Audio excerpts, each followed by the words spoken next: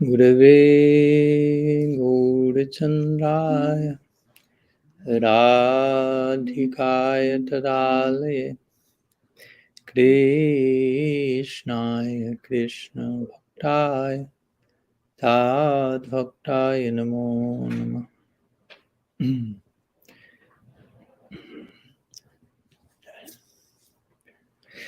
So,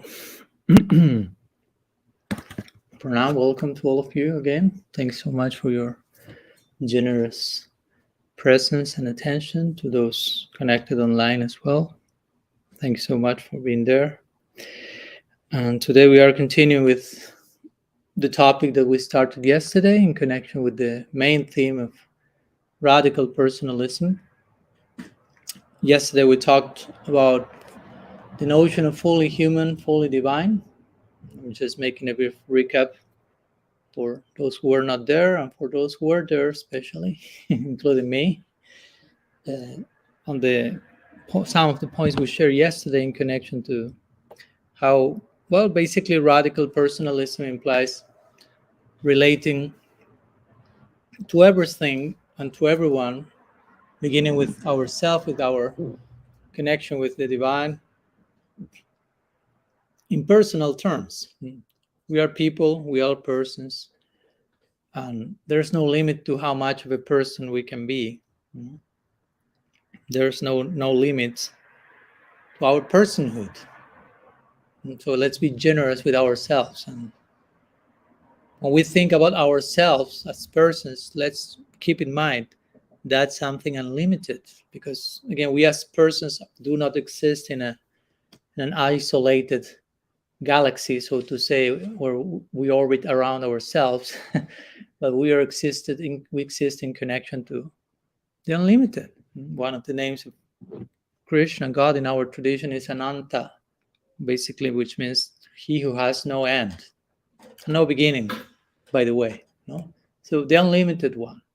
So if our own constitution is intrinsically tied to the unlimited, our prospect, our identity, our personhood in connection to the Supreme Person is unlimited. So let's be generous with ourselves by starting seeing ourselves in unlimited terms, in unlimited potential, unlimited prospect. At least it's I think it's good news, at least to get to know that that's the case, actually.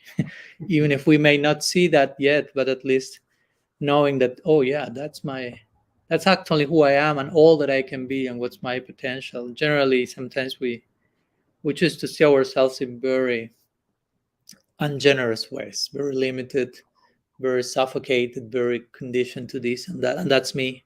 And the days pass and I'm less and less and less and less and less. And it starts to feel like, yeah, I'm drowning here.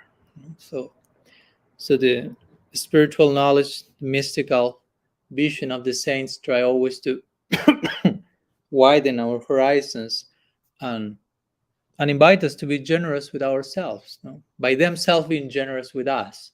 And through the generosity that comes from God, that comes from the enlightened beings, we can also learn to be generous with ourselves. No, this generosity is not the forms of like sense indulgence or like whatever, no?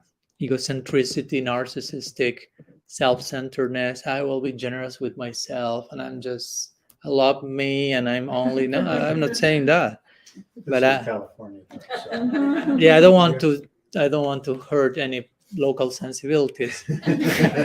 I'm all for self generosity, but just it's important that we get to connect with that in the most generous possible way.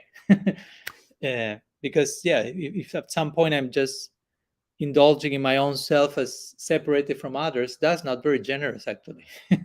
It may feel nice for a while, as we say yesterday. We may have our dopamine peak here and there, but at the end of the day, it's still draining. So it's important to be as generous as we can with ourselves, which is as God is being generous with us, no? As kind and loving He's being with us, allowing that glance to happen upon us. That's happening, but allowing ourselves to accept, oh, we are being looked upon with unlimited prospect in mind. I mean, the idea, the plan that God has in his mind for each one of us, it has no limits.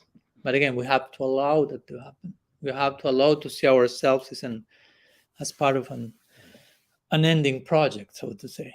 That's exciting, to say the least. Not say, okay, I'm being part of a project which has no end, which is totally unending and deep in terms of depth, purpose, and meaning. That's basically inscribed in my DNA. My potential is there.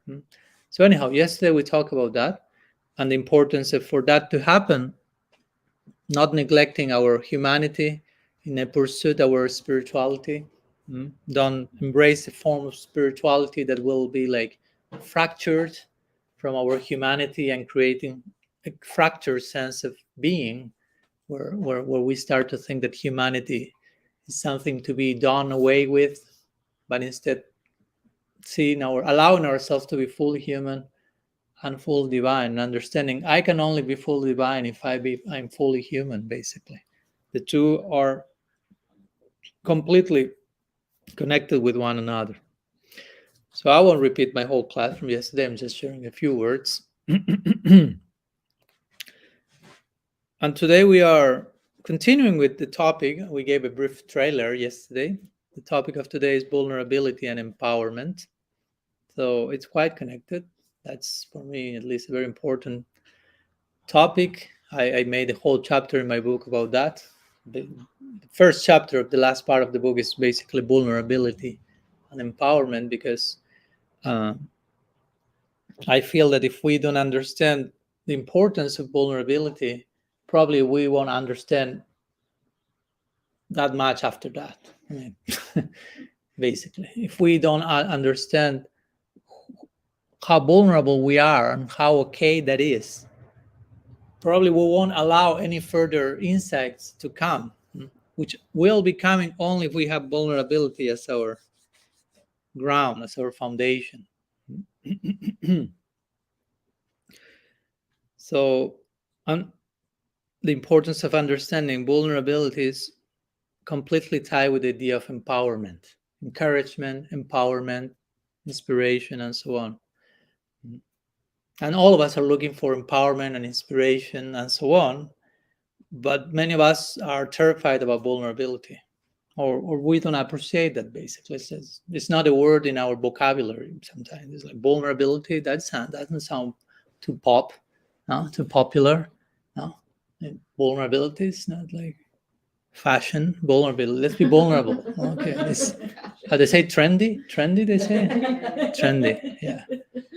Probably will never be trendy, at least not in massive circles. In the circles of the mystical people, of the enlightened ones, that's the norm. That's the currency, basically.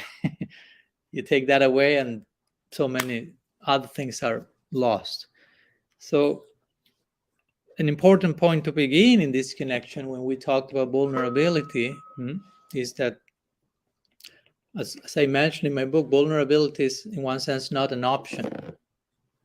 It's not that I choose, okay, I will do vulnerability today. It's in my control, it's in my decision. And we say, no. Actually, we are vulnerable by nature. We are vulnerability personified. And what's in our control is to choose to acknowledge that or not. As with many other things in life, our actual choice is to acknowledge what is, not so much to choose that is or that is not. Many things are already there, but sometimes we are very expert in not seeing what's there. So, and accepting reality. So vulnerability, again, it's not a bad word. I'm just repeating that in case we have some scars, some impression from the past that gets triggered. Vulnerability. So, no, that's weakness that lends itself to abuse and so on. Not necessarily. We will talk about that. But the point is, again, we are vulnerability. In Sanskrit, we can refer to that with the term tatastha. In our tradition, tatastha refers to each soul. And each soul is said to be, sometimes it's described as marginal. Not marginal like you're marginalized. No? but marginal in the sense that we are susceptible to be influenced by the environment very easily in any direction. I think we agree with that. I don't know. I won't ask you your personal stories live. Public confession is not the moment, but we are very easily carried by one influence or another, which can be potentially is a potential blessing if properly engaged with, or it can take us to very unfortunate corners as well. So in that sense, we are vulnerable. We are influenceable. Influenceable. Sorry, I'm training my English with you. It's a new word? Okay, great. Great. That's my intention also. We have to create minimum one new word per place I'm visiting. Influential. Okay, yeah. No, that's not. Yeah. You get the idea. That's important thing. So that's the important point. Vulnerability is not an option. The option is acknowledging the facts or denying them, living in denial of something we are. So that's an important point to understand. It's not the choice we have. The choice we have is acknowledging who we are. Again, accepting ourselves, basically. If we are vulnerability and I deny that I'm that, I'm basically denying to acknowledge who I am. So the option is acknowledging who I am, and for that I need a proper understanding of vulnerability, because if not, I will deny vulnerability and I will deny a crucial part of myself. So what's vulnerability, just to further define the term a little bit more, because sometimes, again, I may use a word and each one of us may have like different ideas, and sometimes not the most like hopeful ones. But in this case, vulnerability could be related to three things, according to an expert on the topic. And she says vulnerability can be tied with emotional risk or emotional exposure, more concrete, uncertainty, and risk. So try to think about those three things. So uncertainty, risk, and emotional exposure. That's vulnerability. And in one sense, again, we constantly are in connection with many of these things. Uncertainty. I mean, we are not certain about everything. And hopefully none of us think that's the case. And hopefully none of us think that needs to be the case. We'll talk tomorrow more about this when we will talk about knowing through unknowing. But an important point is spiritual life is not about certainty. I mean, we need some certainties. I'm not against certainty. But we can also become certainty freaks, so to say. Like we want to be certain about everything, and that's too much. That's dangerous. If we become too much attached that everything happens in a certain way according to my sweet will, so to say, and I'm not willing to allow reality to unfold in any other different way than I have my own script, well, that's a recipe for festival of misery, as a friend of mine says. Festival of misery. No. I want to be certain about everything. I want everything in advance to be predictable. I mean, that's hell. Try to imagine. I mean, sometimes we want that, and we think if that doesn't happen like that, that's hell. But if that won't happen and everything fits into our plan and it's predictable, that becomes its own hell. It's completely boring. Everything happens according to my plan. It's like I want some chaos here. No, I want some uncertainty, some mystery, some unknowing, some unpredictability. Because if not, start to become nervous because everything is too predictable. So it's important that we bear this in mind because, again, every day sometimes we spend lots of time and energy worrying or even complaining about how things are not happening according to how we want. But we should realize if that will be the case, I will be complaining probably more if everything will fit into my scheme. So I have to stop contradicting myself in those sense, at least little by little. So uncertainty, again, that's the daily issue. Even when we want to try to be certain about everything, if we are honest, the reality is we ignore more things than the ones we know.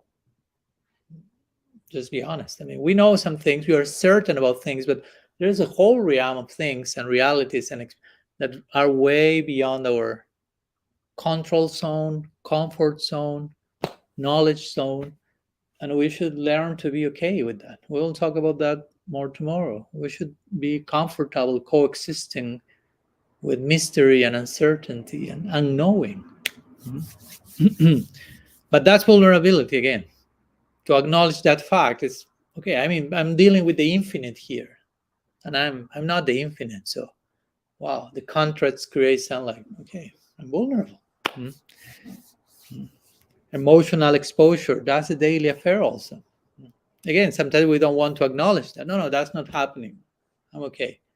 But we are constantly being exposing ourselves, receiving the exposure of others, some degree or another. So again, that's a daily affair of being vulnerable. And risk. Even if we don't want to take any risk,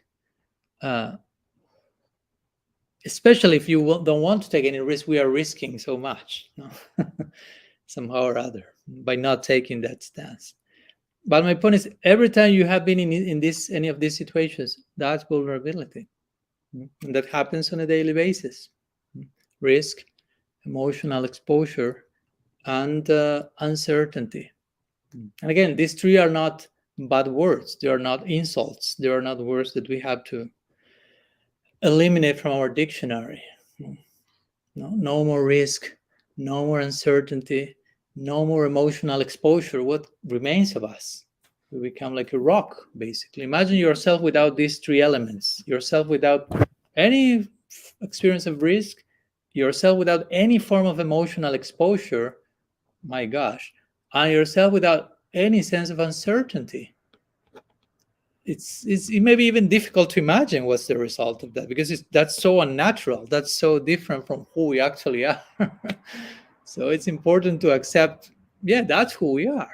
And that's not a problem. Again, acknowledging our vulnerability is actually the beginning of so much blessing coming to us. In fact, to make this point clear, in our particular tradition, some of the main books or scriptures in our tradition that contain and share so much knowledge and wisdom, they begin, many of them, with very clear moments of vulnerability. Very clear, to make the case of this has to be there for all this wisdom to manifest. First, you have to be willing to acknowledge, I'm vulnerable, I'm needy, I'm in need of help, or I'm broken, I'm uncertain of certain things, I need help. To give an example, Bhagavad Gita.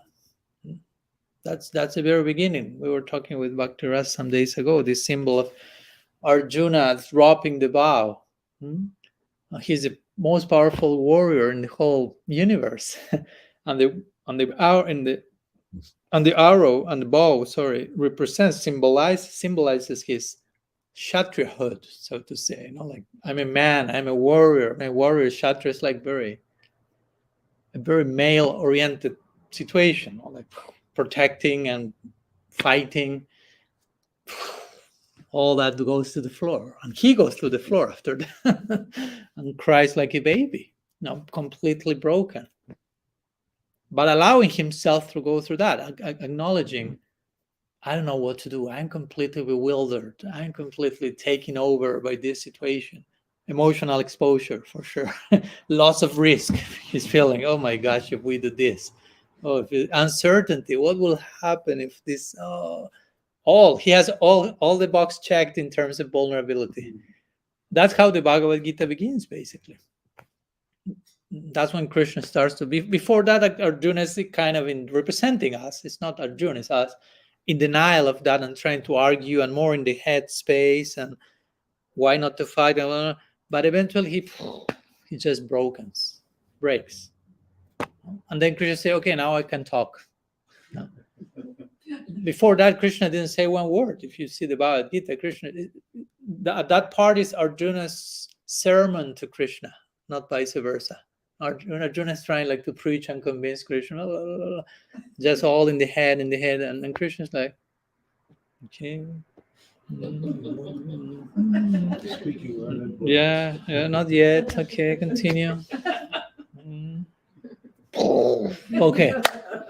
Okay, now I can say something. No? Now you are in a teachable moment, so to say. No? But it begins with that vulnerability. No? An acknowledging of that, only then blessing, instruction, wisdom can come and can be received, honored, hosted. And in another similar text from our tradition, we have in the Srimad Bhagavatam, probably even more important text in our tradition. One of the main characters there is Parikshit Maharaj. And the whole story begins very vulnerable. He's cursed to die in 7 days. So if there is something that makes people vulnerable, is death. Now, I can tell you. Even if nothing else worked, and we're like, nah. Okay, you have 7 days to live. Let's say what happens there. So, and that's how it begins. The whole Bhagavatam basically begins, someone cursed to die in 7 days. And not only someone, but a very important personality, great figure in the world, loved, all the things that we may want, in 1 week, gone. And he accepts that. Again, he embraces the curse, quote unquote curse. Eventually it's a disguised blessing. And he disposes himself to go through whatever needs to be gone through in this transition toward my next adventure, so to say. So Parikshit Maharaj embraces death, and the result of that embrace is what we call the Srimad Bhagavatam, this unique revelation, where all the Leelas of Krishna and so many other things are described. But it all begins with vulnerability. And not only begins with that, it will continue, will reach that in its very peak, because it begins with the vulnerability of this king, but the zenith of this text called the Bhagavatam is Krishna Leela. So yesterday we talked about Leela, remember? The idea of play, divine play, and how God plays. Ultimately, he has no other business but to play. But in that play, in that loving interaction with his intimate ones, like we gave the example of the Singapore president, remember?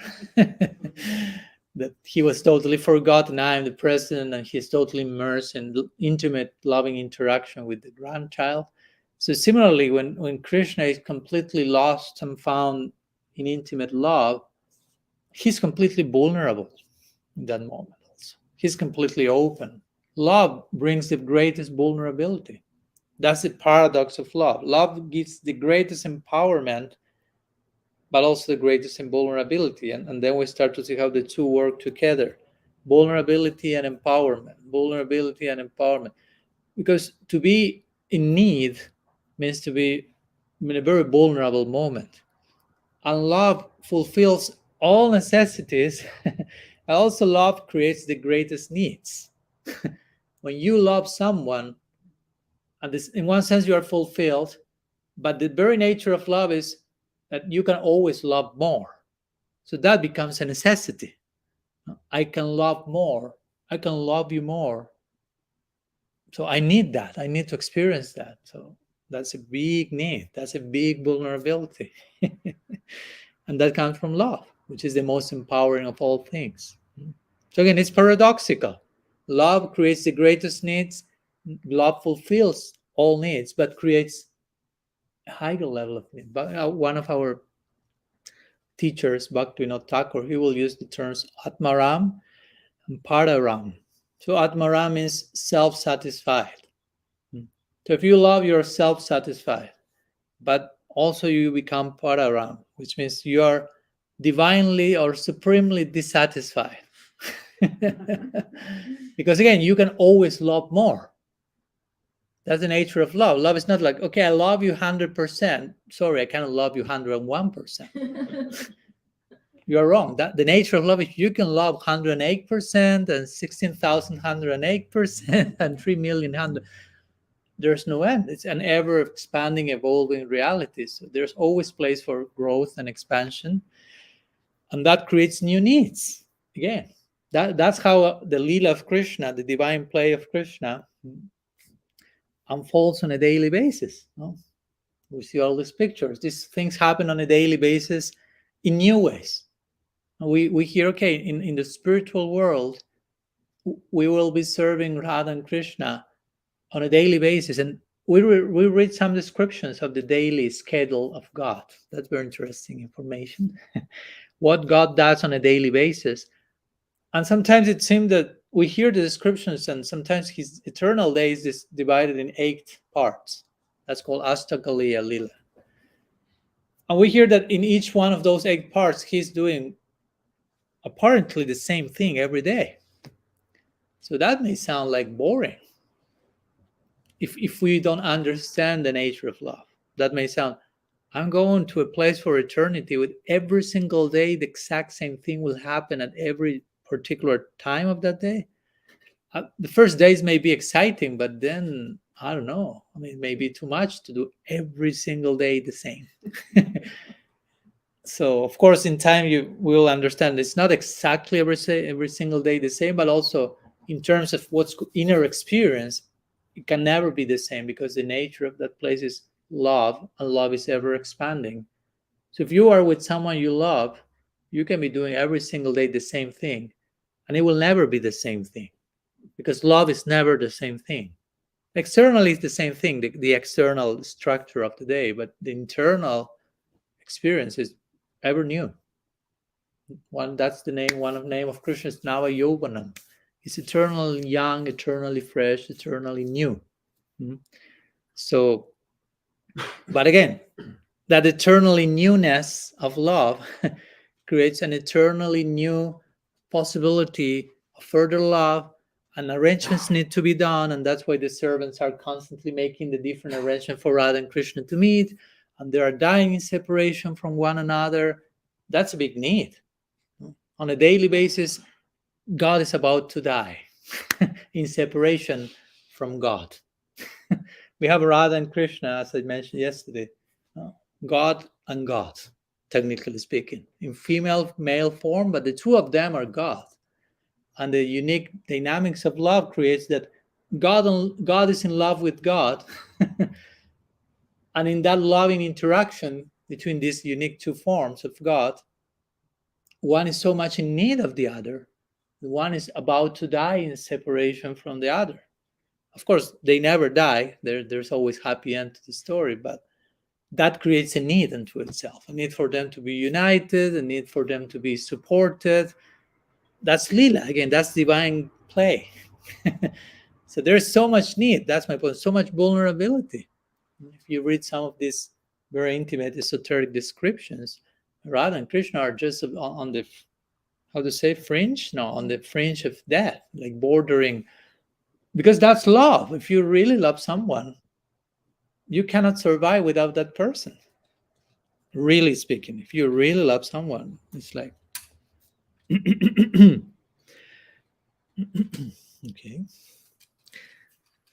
And of course, for us, and I won't enter too much into the details, but on top of that, we have this another expression of the divine called Sri Chaitanya Mahaprabhu, and that's Krishna himself reaching another level of necessity. And for us, that form of God is called, one of our teachers called him the golden volcano of divine love. So he's super volcanic, super empowered, and super vulnerable at the same time. So in brief, our idea is God is, as they say in English, the almighty they say, but also he's not only almighty, which means all powerful, but he's all vulnerable. And because of being all vulnerable, he can be almighty, all powerful. Again, two sides of the coin of love. So I'm sharing these words in terms of vulnerability, again, trying to maybe deconstruct some false myths, like the ideas I mentioned. We can practice vulnerability. No, we are vulnerability. It's not a choice. I will practice, I will do vulnerability. No, we are vulnerable by nature. And also trying to clarify this idea that some people may think, Our tradition has nothing to do with vulnerability. No, our tradition has all to do with vulnerability. It revolves around, as I mentioned, the Gita starts with that, the Bhagavatam starts with that, it reaches its zenith there. Gaur Lila is all about that. So we should be all about that as well. So it's important that we do not equate vulnerability with weakness, because sometimes that's a great mistake we do. No? To be vulnerable, to acknowledge that, is to be weak. So I have to, to show myself strong, despite I know I'm vulnerable, but I will, as they say here, fake it till you make it. No? But actually, that's not the idea. No? Actually, as I mentioned in my book, instead of fake it till you make it, better naked till you make it. Naked in terms of being open and being transparent and being vulnerable. Entering that place till you make it, till you achieve whatever needs to be achieved. So vulnerability has nothing to do with weakness, has nothing to do with cowardice, you say in English? Cowardice. But it has all to do with strength and courageousness. Courageousness? Courage. Yeah. Courage. And that's an important point, because again, try to think all the moments in your life that you have gone through these stages of, which were these three main aspects of vulnerability that we mentioned. Can you recall? Emotional exposure, risk and uncertainty. So now you think about being courageous in your life, being brave, and think about moments in which you have been courageous or brave, but in moments that you had not to be in uncertainty, emotional exposure, or risk. Try to think if there's any moment where, okay, I can be courageous without being uncertain. I can be courageous without emotional exposure. I can be courageous without any form of risk. Can you find some form for that to happen? It's not possible. Generally, to be courageous, you are facing something that you feel, okay, there's a risk here, there's some whatever uncertainty, emotional exposure. So the point is, all these three are vulnerability, and to be courageous, in other words, that's synonymous with vulnerability. That's not the opposite, but it's the same thing. And interestingly, the word courageous, the word encouragement, we were talking today in one podcast in the morning, the word encouragement includes the word courage. Encouragement, encourage. Now, to encourage someone is like to give courage to the person. But remember, courage has to do with vulnerability. There cannot be courage without vulnerability. So therefore, there cannot be encouragement with vulnerability. So actually, encouragement means invite the other person to be vulnerable. That's actual encouragement. Encouragement doesn't mean you are so good, you are perfect, you are incredible, everything you do is very nice. Wow. Not flattery or whatever. That's not encouragement. Encouragement means I'm giving you courage. And as we say, courage is non-different from vulnerability. So encouragement means somehow be able to create a safe space for the other person to be vulnerable. And when the person is able to be vulnerable in a safe space, that we call encouragement. Because you will be filled, you will be empowered, you will be encouraged. Encouragement happens in vulnerability. It doesn't happen in like superficial facade where the two of us are like showing off. I'm very strong, I'm very capable, I'm okay, I'm also okay. Okay, we are super encouraging each other. There's nothing going on there. But when the two of us can really enter into a sacred space of vulnerability, and we are acknowledged there is a safe container here, so we can like show ourselves as who we actually are and be accepted by the other person, be listened to with empathy. That opens the door to empowerment. Real empowerment comes from being first vulnerable, but being received. by the other person in full vulnerability, by being heard, by being accepted.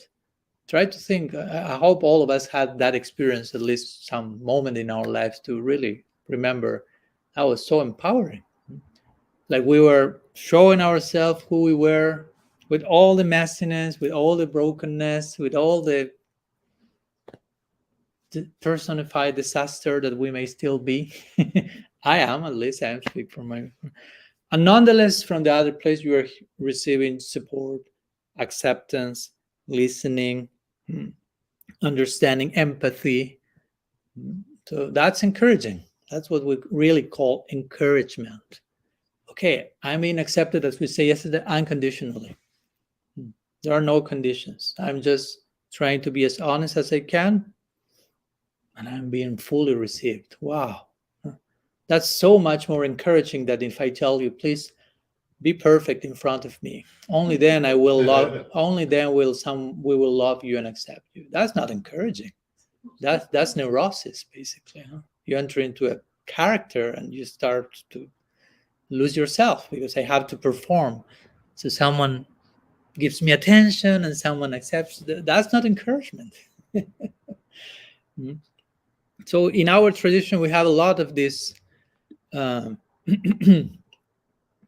this emphasis about let's be vulnerable with one another. Let's create sacred space. Let's take the time to hear each other. Let's not be so anxious to speak, to be heard.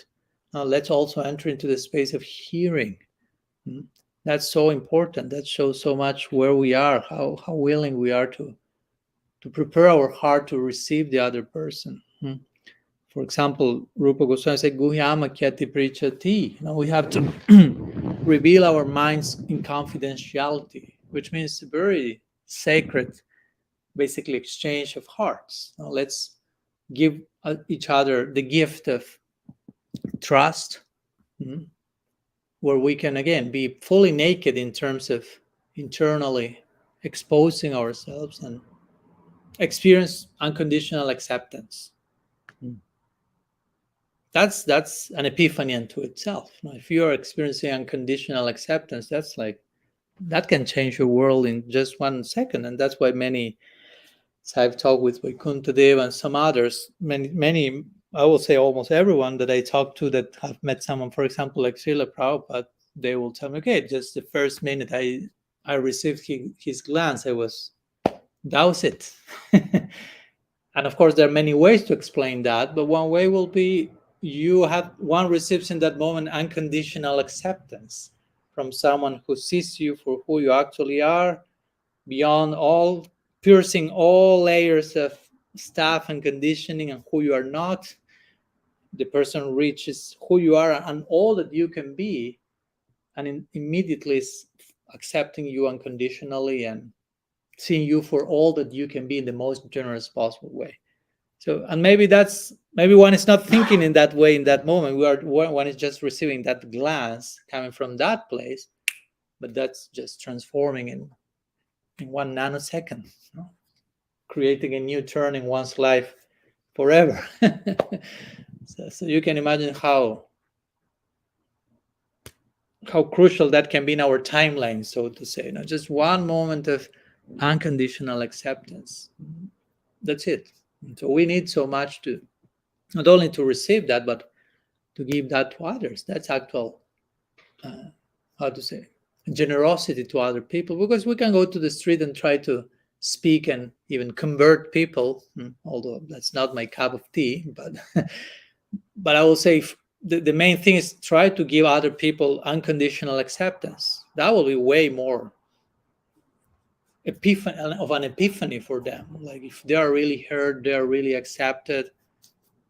Because almost nobody is experiencing that.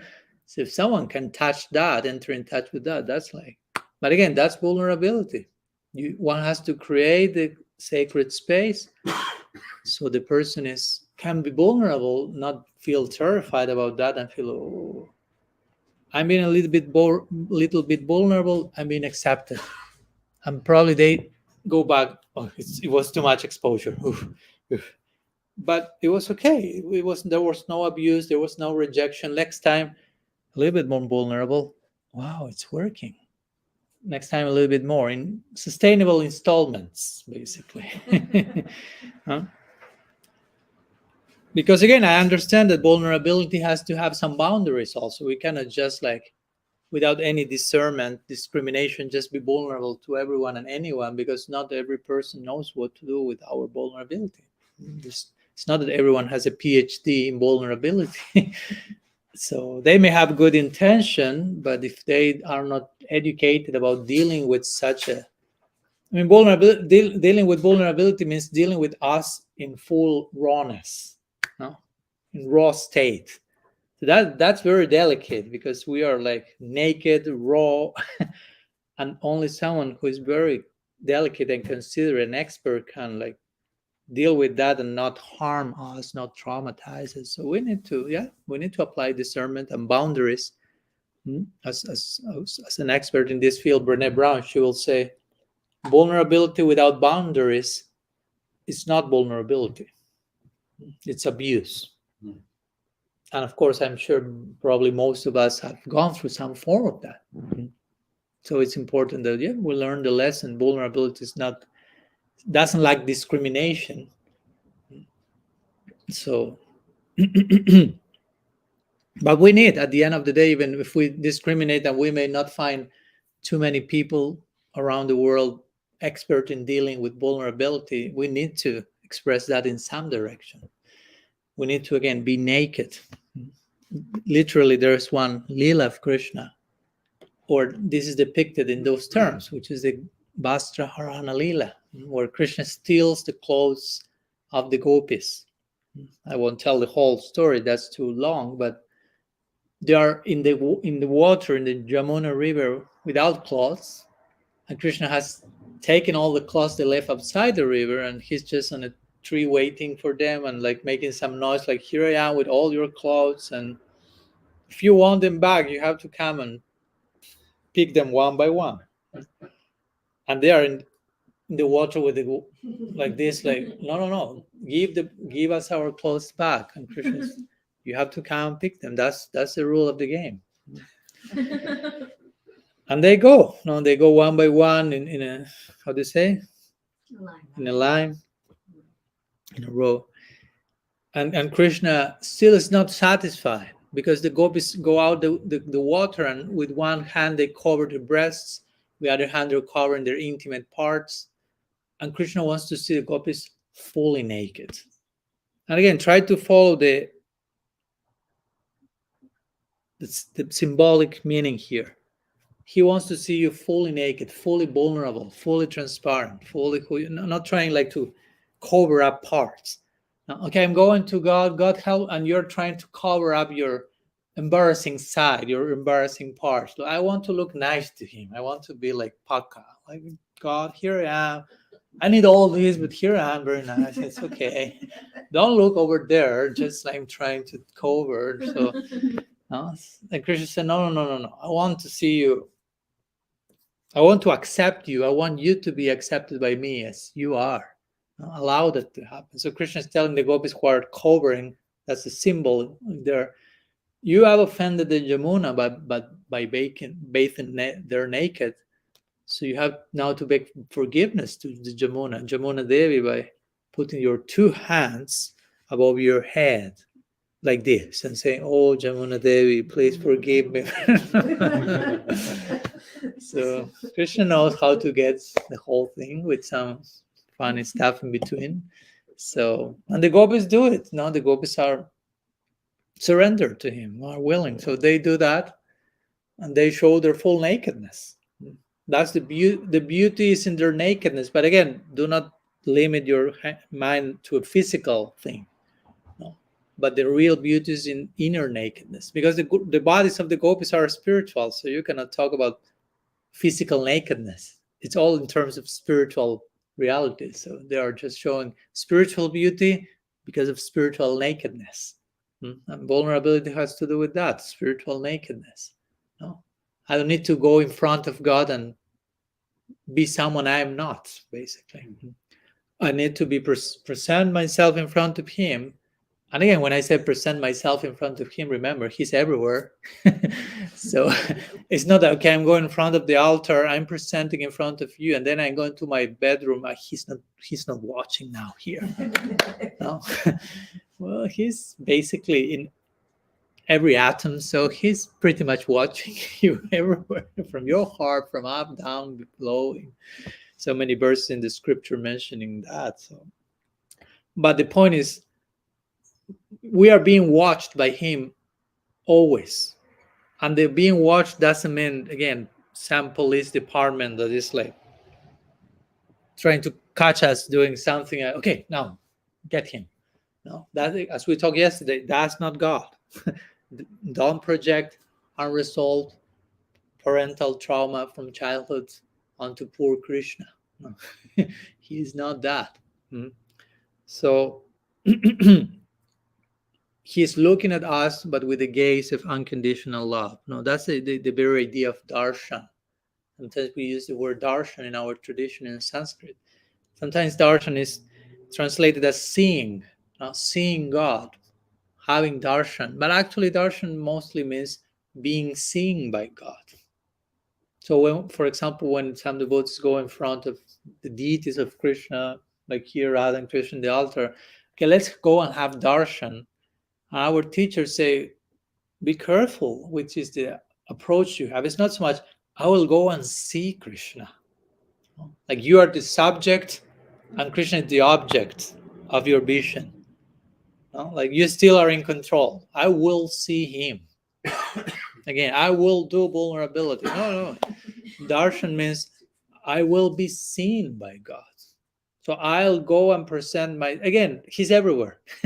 But sometimes we don't have that vision. So it begins by, okay, he's there in one particular spot, in one corner of the room. He's everywhere, but sometimes we need to begin in one place. So, okay, let's go and have darshan means I'll present myself in front of him so he sees me.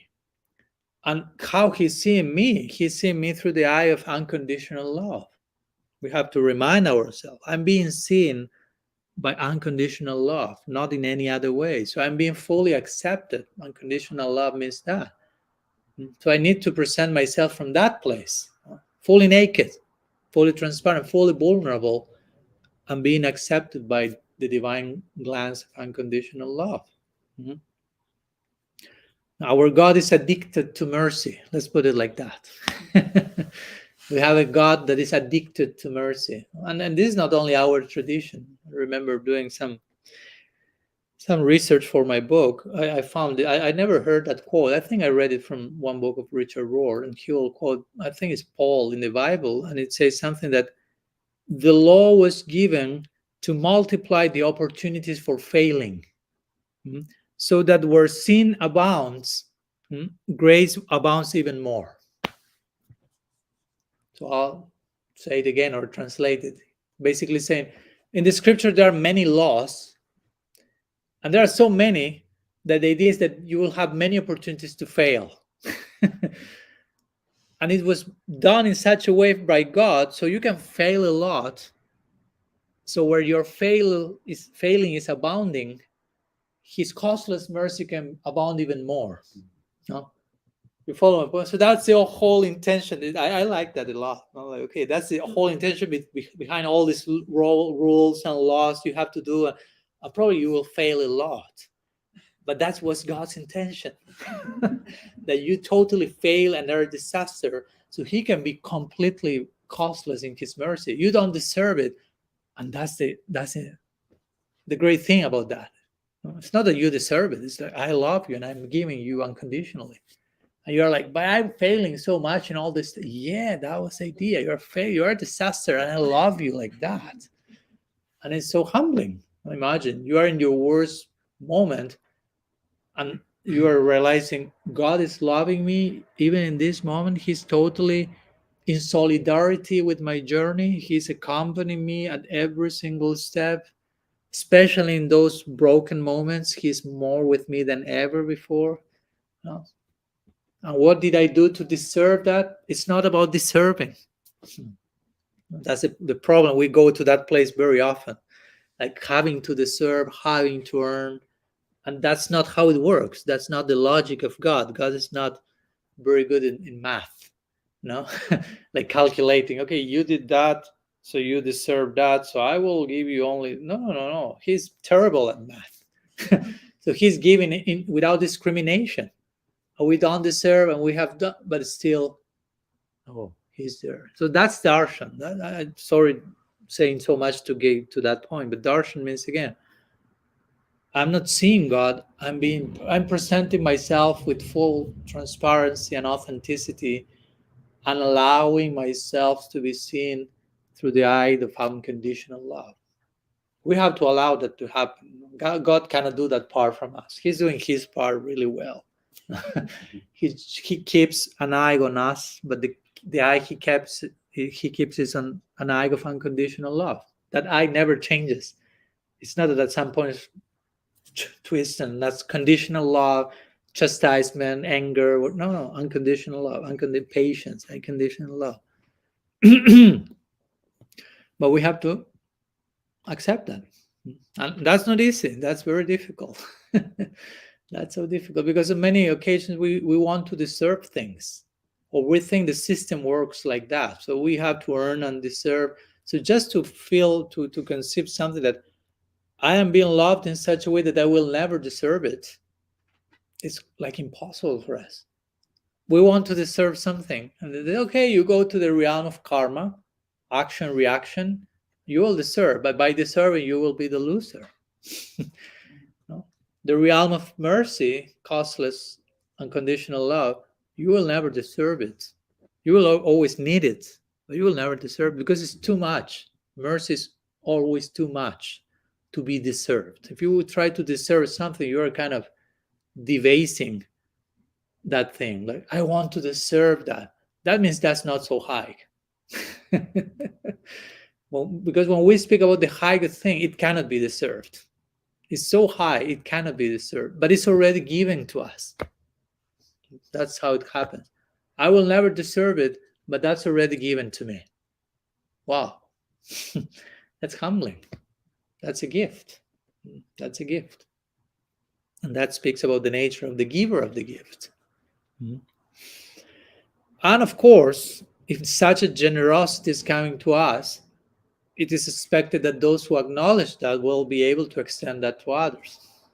That's part of the price of the deal. It's not so much how nice, how Krishna is loving me unconditionally without me this. Yeah, but he's loving in the same way every other person. So how you are relating to every other person, are you keeping that in mind? Are you keeping in mind how love is loving everyone unconditionally, or do you only like the part that he loves you unconditionally?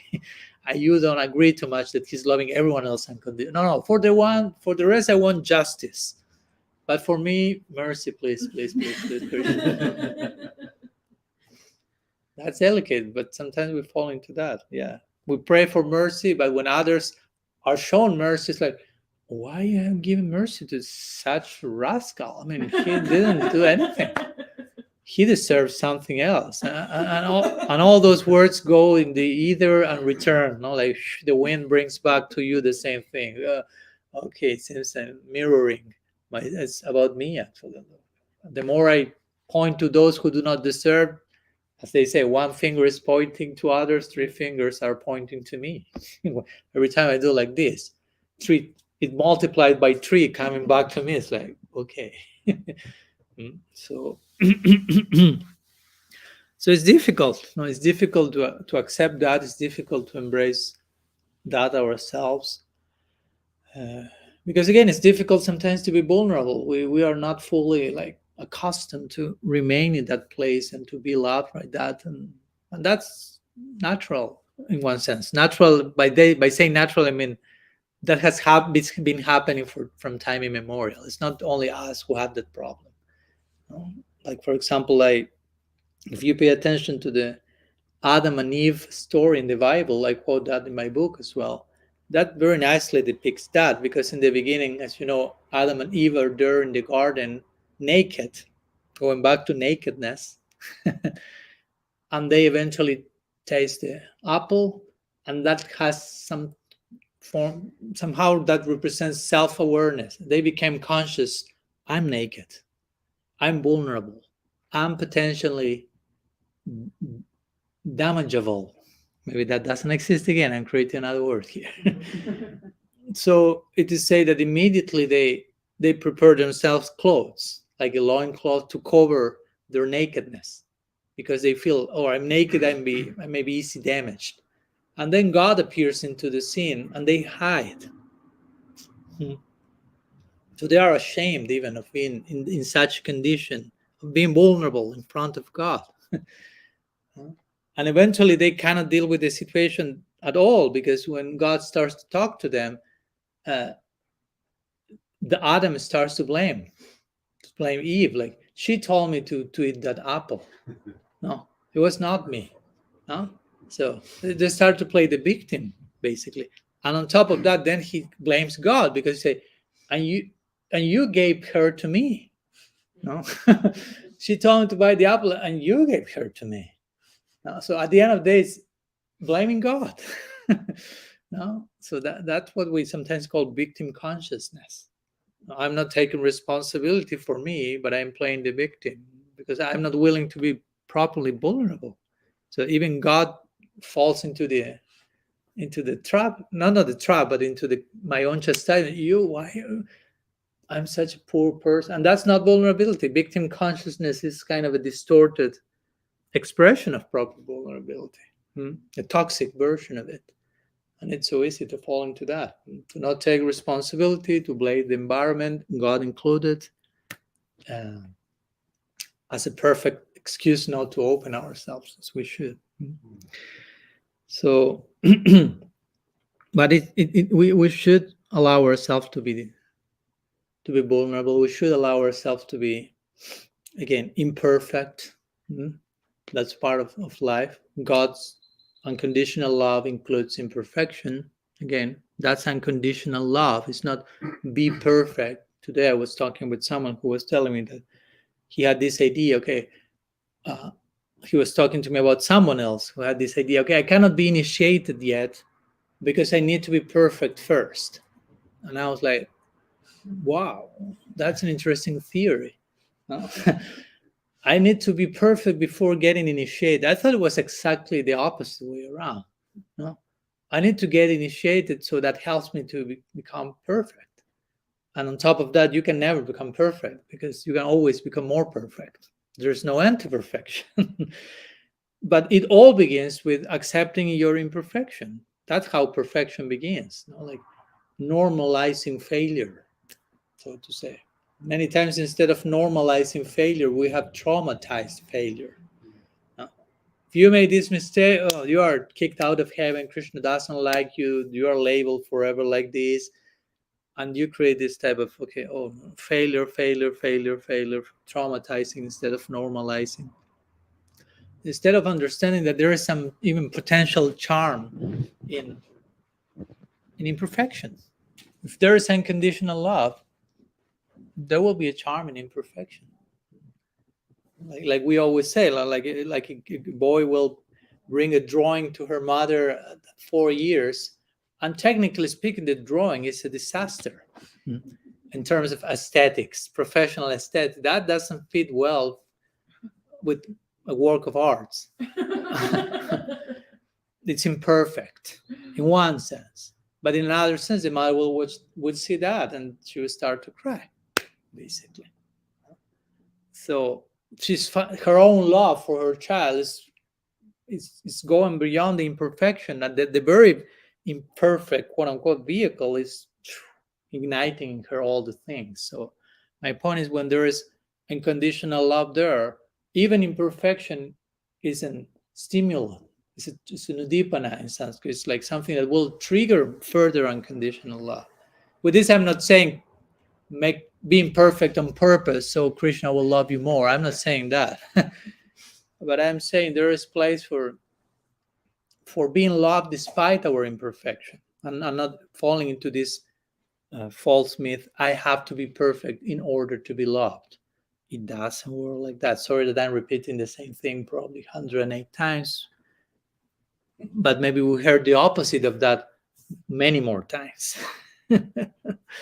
No? Because that's the message in today's world, basically. In this world, in the media, it's like, only if you are perfect, you are worthy. Only if you are perfect, you are lovable. Only if you are perfect, you are accepted. And without saying that, they will say, we know nobody's perfect, so fake that you are perfect. No. So you are accepted. So we are receiving that indoctrination from every single direction. So we need to deconstruct that somehow or other to understand I don't need to enter into that exhausting trip. No, like I need to be perfect. If I'm not perfect, I need to show myself as if I am perfect. That's even more exhausting. Trying to be perfect, that's exhausting, but not being perfect, I'm faking it constantly. Wow, that's like and at one point the danger is that you put the mask of so-called perfection, and at one point you forget that that's a mask, and the mask is not leaving you. Well, like this movie called The Mask. I don't know if you watched that one, but at one point the guy puts the mask and takes it out, puts the mask, takes it out, and at one point the mask is not going out. It merged with the identity of the person, so you became the mask. So we don't want that. Actually, spiritual practice is all about realizing the masks. There's not only one.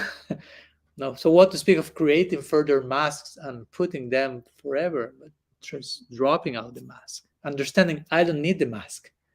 I don't need unconditional love. Doesn't require a mask. On the contrary, it requires drop off all the masks and understand you are being loved not because of the mask, but because of the masket, the one who is become fire. God is finding something lovable in you. And we may be still struggling with that. How can you find something lovable in me? There's nothing. And we may be trying to convince Krishna, you shouldn't be loving me. There's something wrong with you.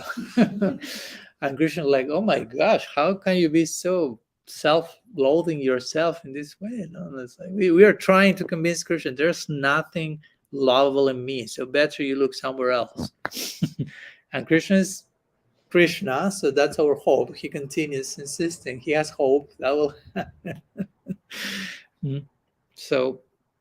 so we need to be vulnerable. That's the point. We need to get accustomed to remain in that place and understand there's beauty in vulnerability. There is charm.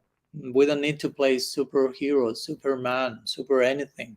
We are not here to be devotional superheroes. We are here to be devotional human beings. Now, begin by being a human being. Then we can talk about superhero status. That's not don't try to impress God. I mean, that's a joke. I mean, imagine I'll try to impress Krishna. Ooh, be vulnerable. That's enough for the day. Don't try to be Superman. That's boring to be a superhero. To be too perfect. No, I always quote this. You are in America, so you know this Superman character, the comic decades ago. I don't know where it began, probably a century ago, Superman comic. And what happened with Superman in the comic was that the first year Superman was honoring his name, Superman, which means completely invulnerable. We are talking about vulnerability here. Superman was the exact opposite of that. He was such a Superman that nothing could kill him. Nothing could harm him. He was perfect, defeating everyone. Everything worked perfect. So what happened after a few months? In the beginning, everyone was excited. The new comic, like when anything new comes, you are inspired with that, just because it's new. But after a few months, Superman was so perfect that people start to get bored about that. He's too perfect. He's too invulnerable. He's too unrelatable. We don't find any point of reference with such a guy. He's too perfect. We are not that. We are not interested in that story. So all the sales of the comics start to drop off. So the guys were like, what to do now? And they said, yeah, let's make him vulnerable. How do you call kryptonite? Yeah. Kryptonite. Oh, he can be killed, but he can be weakened. But and what happened? Oh, all the sales went up again. And people like, oh, we relate to that story. No, he's weak. He's vulnerable. He can be harmed, killed. he's one of us on some level. Again, he's still Superman, still Superman, but on some level, there's some level of relatability. Because if not, there was no relatability, so I'm not interested in that. But the problem is sometimes we try to play Superman ourselves, even in the name of spirituality. I have to be perfect. I have to show myself like that. I have to be vulnerable. And it's like, no, it was exactly the other way around. You have to be vulnerable. And again, as I mentioned in the beginning, vulnerability will play itself out in eternity in God's life himself on a daily basis. Radha and Krishna are dying in separation from each other. And we will be needed to be there to empathize with their vulnerability and to save their lives on a daily basis. Imagine such a prospect. Wow. But my point is, you will never get there if you are not training in vulnerability yourself here and now. So whatever we want to attain in eternity, if in eternity there is full vulnerability, I have to start practicing vulnerability here and now. Because if I'm 5% vulnerable here, embracing that, I won't be able to reach the place which is 108% vulnerable. So it all begins here and now as sadhakas, as practitioners. So anyhow, some words I want to share today in connection to the idea of vulnerability, to the idea of the power in vulnerability. Again, don't forget this part. Vulnerability is not just merely being naked, but being filled, accepted, loved unconditionally, heard, supported. So there is empowerment. The only empowerment, the real empowerment we need comes from vulnerability. So anyhow, this is kind of a little brief summary of what I've shared, and that's, I think, chapter 8 of my book called Vulnerability and Empowerment. So I don't know if there are something you would like to ask about before we conclude today. Some questions, comments. Yeah, continue. So I understand the concept in the spiritual context.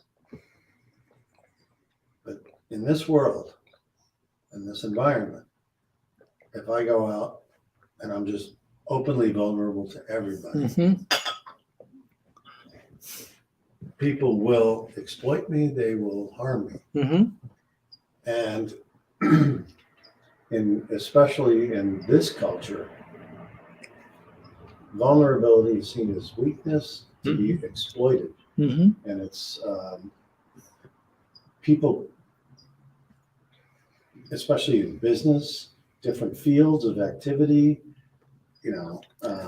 vulnerability is not considered a quality that is respected in this society. So how do we,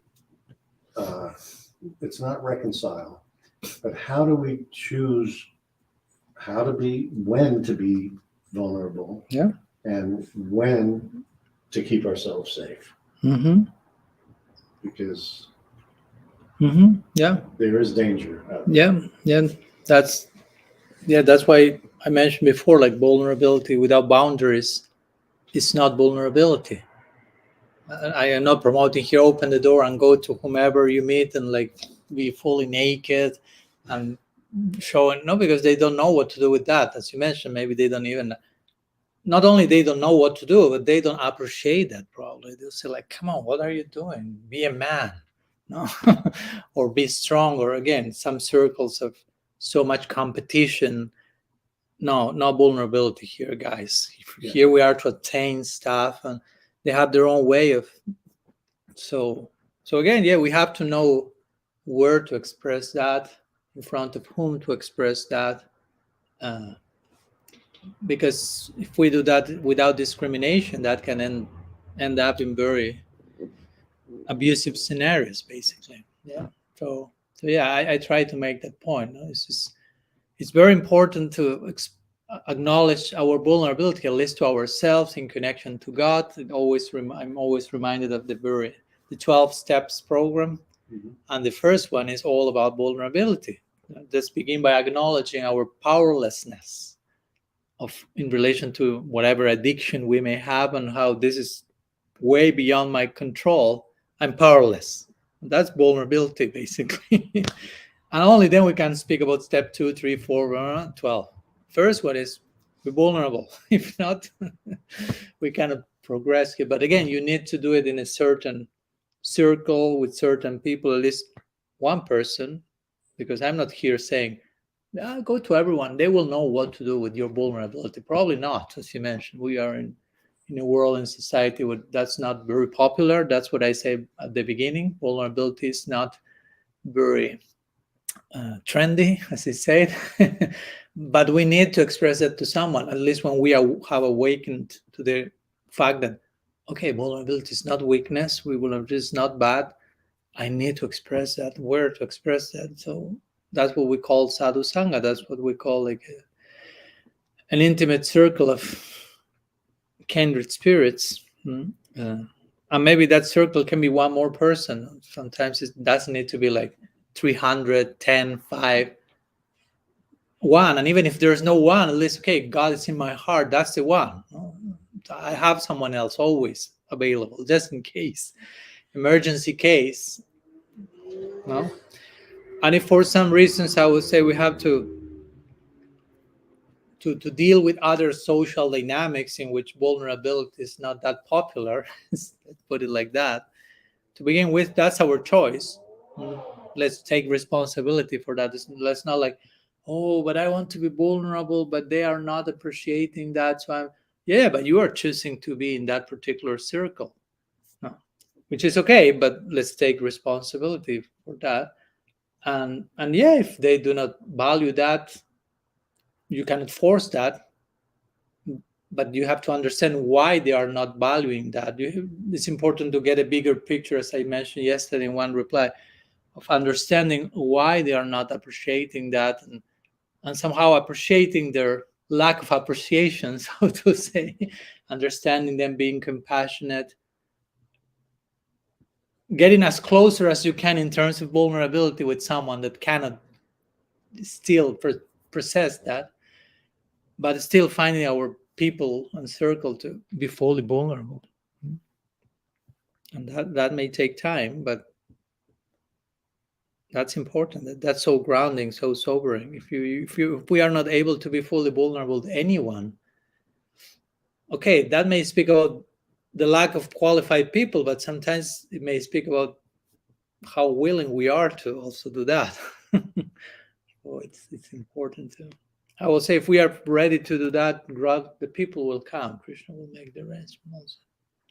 On the podcast this morning when Danya was speaking, she was quoting someone else, but whoever she was quoting said that the people that you could fully trust and be vulnerable to should fit on a 1-inch square. She quoted Brené Brown again. Brené Brown. Oh, Brené Brown. Yeah. So Yeah. that was really lovely. Yeah. So it isn't just like you say, we don't splat it out everywhere. It's considered.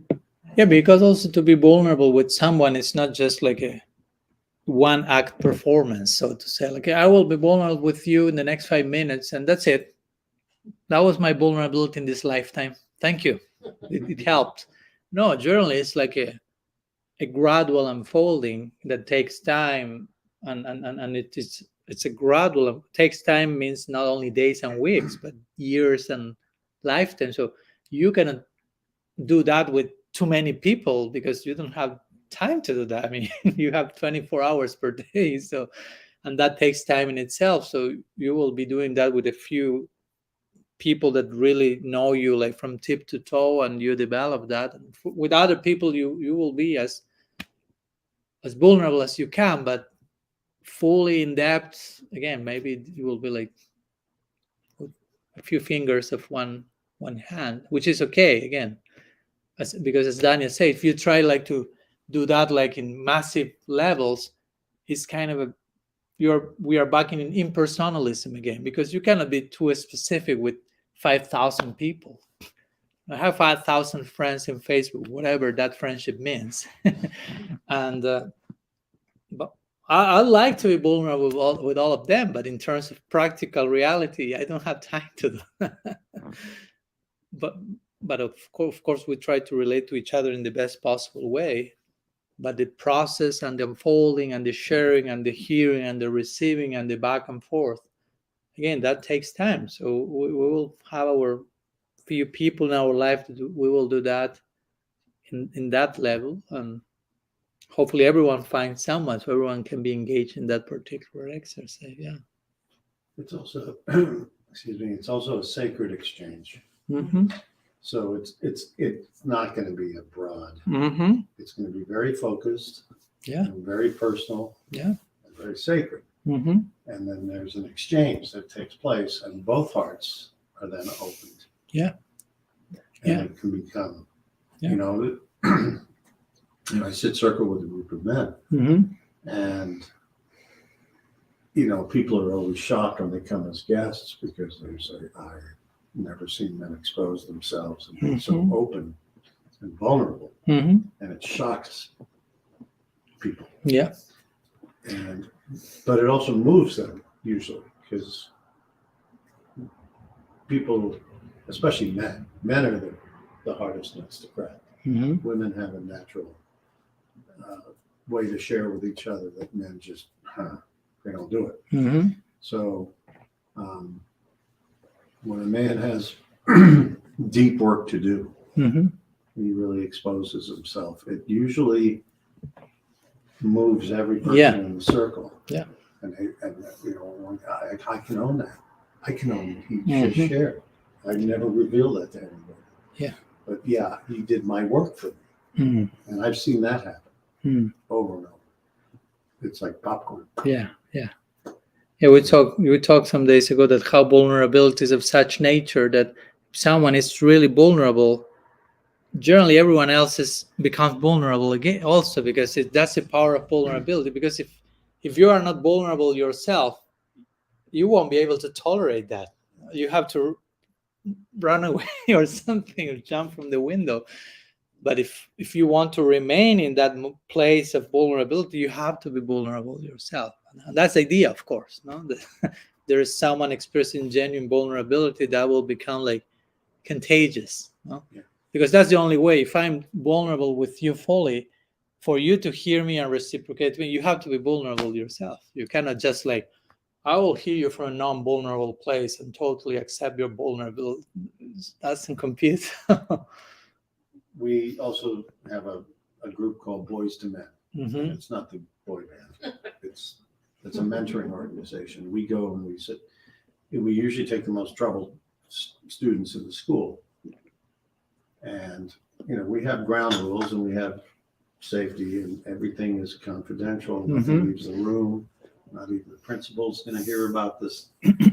But the way that the mentors and what we call the journeymen, who are the boys that have sat in these circles and have done the program and have grown, they share first Mm-hmm.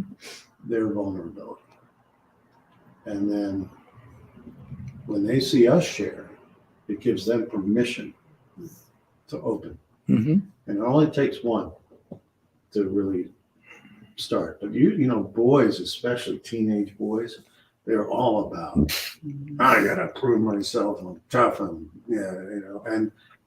in prisons, dealing with gangs and drugs and all these things that are assigned, an initiation. You gotta go kill somebody. You gotta do something really intense. They're tough nuts to crack. The only way we can crack them is through our own vulnerability and say, here's what I did. And here's how I suffered because of that choice I made. And gradually it's like popcorn. It takes the whole school year. Yeah. But it's worth it. Yeah. So thank you. It extends all the way up to God. Yeah. He himself is doing that better than all of us. So what's that? He himself is being vulnerable, as setting the example for the rest of us. So that's the point. If the senior most, speaking about seniors giving permission to juniors, okay, the senior most couple, they're being fully vulnerable. So they are setting the tone for the rest of creation. So to say that this is all about that. So yeah, I appreciate. Yeah. Something else before concluding? Okay. we'll stop here and continue ruminating. And tomorrow we'll conclude. In the morning, we'll have one last minute meeting for those who are able to come. 11 a.m. We will be talking about knowing through unknowing. So we mentioned today a little bit about uncertainty. That's one phase of vulnerability. So we'll go there and explore further what does it mean to know through unknowing. As counterintuitive as that may sound, generally the main insights of our lives come from a counterintuitive place, basically. So thank you so much. Shri Radha Govinda ki jai, Sriman Mahaprabhu ki jai, Gaur Bhakta Vrinda ki jai, Gaur Pramanand, Hari Hari Hari Bol.